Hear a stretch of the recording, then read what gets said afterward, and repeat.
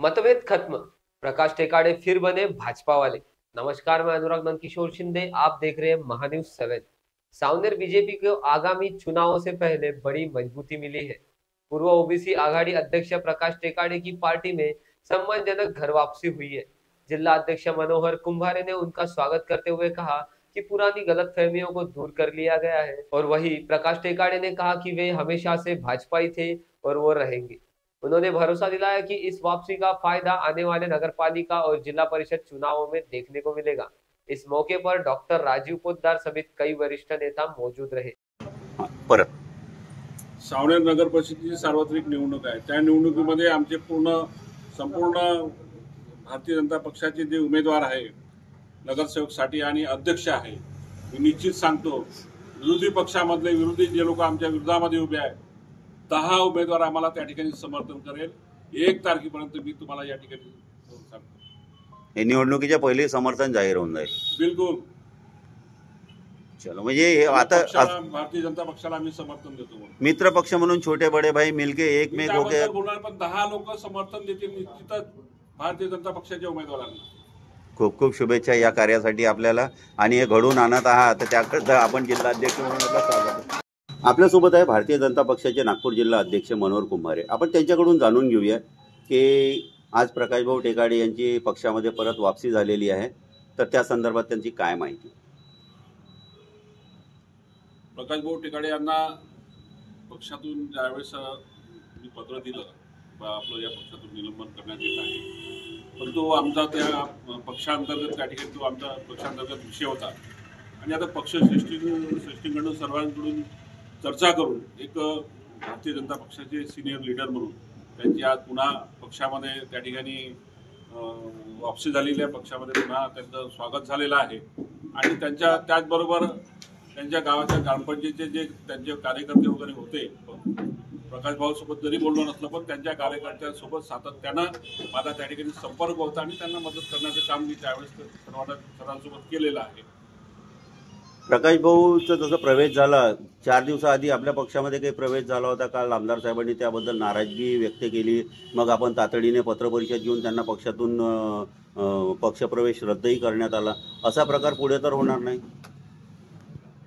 तो विषय कालचा विषय होता, त्या विषयात पूर्णविराम मिळालेला आहे, पण मी आता त्या विषयावर बोलणार नाही।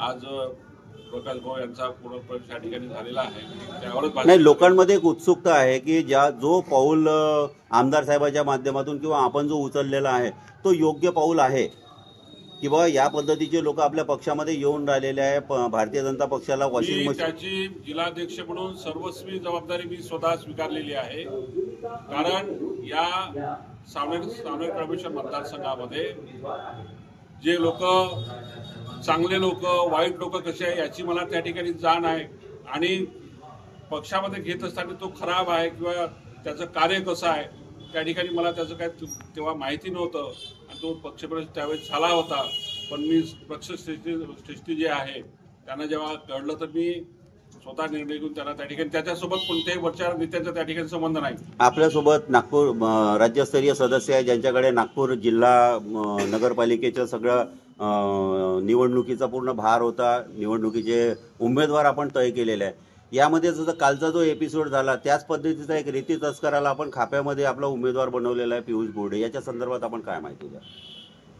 आम्ही आमचे जे उमेदवार आहेत ते उमेदवार निवडत असताना सर्वेच्या आधारावर तिकीट देण्याचं काम आपण केलेलं आहे आणि पियुष हा युवा मोर्चाचा नागपूर जिल्ह्याचा अध्यक्ष आहे, चांगला कार्यकर्ता आहे, अतिशय प्रभावीपणे युवकांमध्ये काम करतोय। सेंट्रल जेलमध्ये राहण्याचा त्याला अनुभव आलेला आहे। सर्वेमध्ये तो पहिल्या नंबरवर होता आणि त्याच्यावर जी काही कारवाई मागच्या काळात झाली होती त्याची पूर्ण तपासणी आम्ही केली। त्या केसमध्ये कुठलाच काही दम नाही आहे, कोर्टातून तो इज्जत रिहा झालेला आहे आणि त्याच्यामुळे आता तो विषय संपलेला आहे। आता आपल्याला पुढे जायचं आहे, परत चांगला उमेदवार परत असे भरपूर विषय आहे। हा विषय आपण निवडणुकीच्या नंतर घेऊया। कारण भारतीय जनता पक्षही राहणार आहे आणि मी राहिलो तर मी हा प्रश्न आपल्या पुढे उचलणार आहे. आज ज्यांचं पक्षामध्ये वापसी झालेली आहे प्रकाश भाऊ, आपण त्यांच्याशी चर्चा करून घेऊया. प्रकाश भाऊ, घर वापसी में कैसा लग रहा है? मी पक्ष कधीच सोडला नव्हता. पक्षाने मला सोडलं होतं काही काळापूर्वी. पक्षाशी बांधील आहे. गेले 30-35 वर्ष मी या पक्षाची शारीरिक, बौद्धिक आणि आर्थिक पद्धतीने सेवा केली आणि मी पक्ष सोडलाच नाही.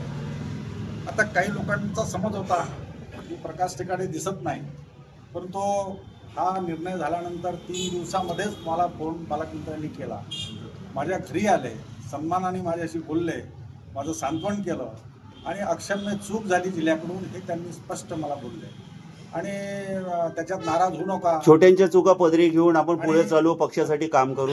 बिलकुल. म्हणून मी त्यांच्या नेतृत्वावर विश्वास ठेवून आज महाराष्ट्राचे महसूल मंत्री आहे, 2 जिल्ह्याचे पालकमंत्री आहे, नितीनजी, देवेंद्रजी आणि पालकमंत्री बावनकुळे साहेब यांच्यावर विश्वास ठेवून आणि त्यांनी माझ्या घरी येऊन माझं सांत्वन केलं आणि त्यांनी चूक कबूल केली आणि मला ते एवढा मोठा माणूस जर माझ्या घरी येत असेल आणि माझं सांत्वन करत असेल तर मी पक्ष कधीच सोडला नव्हता. त्यांनाही ते मनोहर भाऊ, आता आपण समजूया की ज्या पद्धतीचे लोक आपण काल आपल्या पक्षातून बाहेर काढलेले आहे, सध्या स्थितीमध्ये आपल्या पक्षामध्ये असे काही लोक आहे, तर त्यांच्यावर आपण पुढे जाऊन काही आपण कारवाई करणार किंवा त्यांना पक्षातून बाहेर काढण्याचा असा काही आपला निर्णय राहणार आहे?